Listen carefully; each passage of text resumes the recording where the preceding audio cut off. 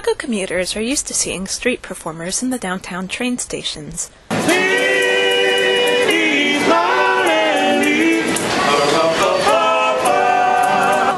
Some might stop to watch or drop $1 in the hat.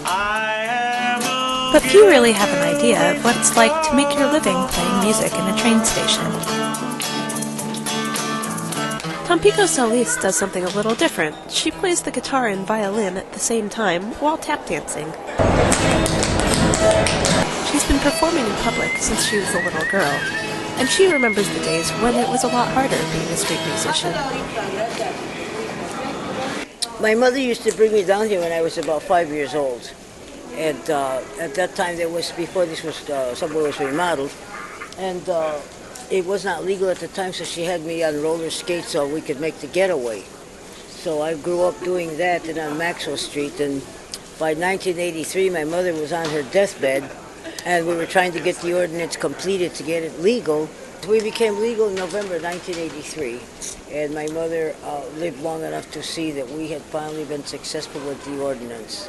So she died a very happy camper. That ordinance allowed street musicians to perform on city property. Later, the CTA began allowing them on train platforms.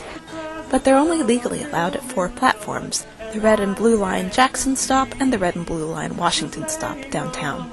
Solis said that the musicians are hoping for more legal spots to perform at. In the meantime, having a few legal spots enables the performers to make a living. It costs $10 to have a license to sing on CTA property, and it lasts a year. So in a year's time, you can make it. You'll make it back in the first day when you spend your $10. Each time that I perform, I always have the opportunity to eat that day, and this is why I do this, because I like to eat, you know.